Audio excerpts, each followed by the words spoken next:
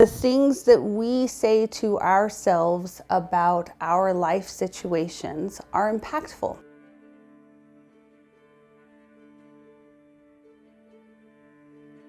Let's have a conversation about internal dialogue, or how we talk to ourselves inside of our head.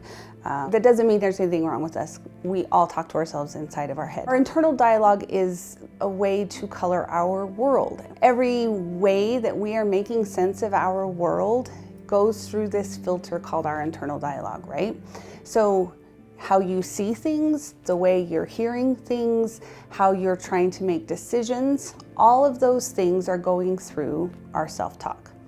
So if this filter, if you will, is positive or negative, can you see how that would be impacted? Because every way that we're viewing the world is going to go through this filter that we call self-talk. The things that we say to ourselves inside of our head are important.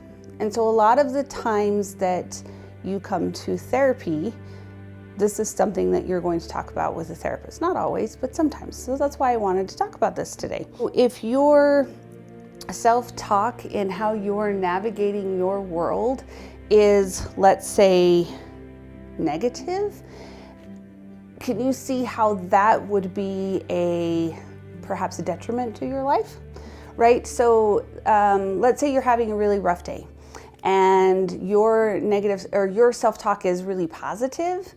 You can talk yourself through that challenging or difficult day in a way that you could turn your day around, right? Because then your ability to see whatever your situation is as maybe it's a learning experience, maybe it's okay, yes, this situation is really hard. However, I can take this situation and turn it around for good, I guess, for lack of a better way to describe it, if that makes sense. The way that we speak to ourselves inside of our head, it's really powerful, right? Because how we react to our situations, if we do so in a positive way or in a negative way, is, well, power, right? Your power to be able to control a situation in I hate to keep saying the same words over and over again, but I think it renders a good way to describe this, is your ability to take control over a situation and turn it around. I don't know, you're running late to work and you continue to hit every red light. How many times does this happen, right?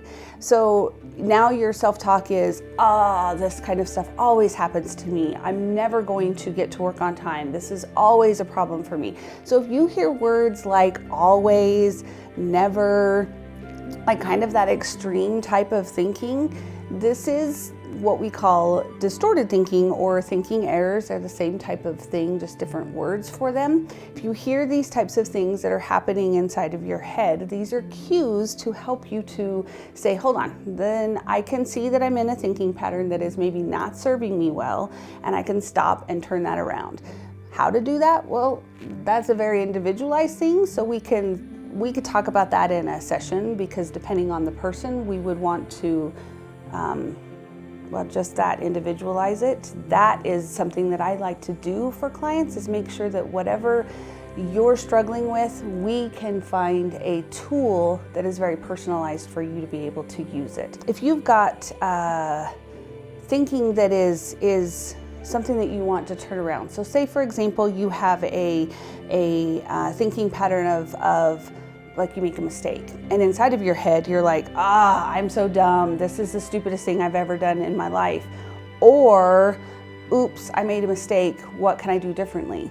Can you hear the difference in those types of things? So this is what I mean by having, the power inside of your head of how you talk to yourself, right? Okay, so what about something like, this is a really hard situation, I give up, I'm not doing this ever again, or okay, this is really hard, and I can also learn from something that I'm going through. Let me see what I can do to turn this around, right? Again, the way that we talk to ourselves inside of our head can, end a situation, or it can turn it around and help us to keep moving forward. So hopefully that can kind of help us to kind of maybe make a change factor in do this or don't do this kind of a thing, right? Some of the most common thinking errors that people get stuck in are things like, we talked about this a minute ago, are all or nothing thinking. So if you find yourself saying things like, this always happens to me, I never do this well, this is never going to improve, like those kind of extreme type of thinking, that again, all or nothing, that's why it's called all or nothing. If you get stuck in these types of thinking patterns, these are ways that we probably should talk about how to work through those, how to get out of that all or nothing type of thinking. If you look at the worst case scenarios always or constantly, a lot of people will say, but working through a situation by focusing on the worst case scenario helps me to mentally prepare. Well, if we're talking about, earthquake preparedness, sure, you want to be prepared for something like that. But you cannot emotionally prepare for situations. So if you're catastrophizing situations, it can actually limit you. So you want to be very careful. You can look at what a worst case scenario is, but to try to look at a worst case scenario, you want to be really careful with what you're doing in that, because it can actually limit you in being able to process through something. So catastrophizing is actually a really, really, how do I say dangerous? It's a strong word. You just want to be careful with that, because catastrophizing can actually limit you in your ability to work through a situation. Another thinking error that happens a lot is overgeneralization. So what overgeneralization is an event happens one time and you think that it's going to happen all the time. Well, this event happened one time, so it's going to happen repeatedly. This one isolated situation is something that has happened, so clearly that's something that's always going to happen, right? Granted, this is similar to all or nothing thinking, because you hear that word always, but knowing that a situation can happen, but doesn't mean it's going to consistently repeat, not necessarily. Okay, so these are just a few of the thinking errors and how they can cause us distress in our life. If this sounds like something that you would like to work on, give me a call. I'd love to try to help you work through them. We can come up with a personalized plan that can potentially help you work through them.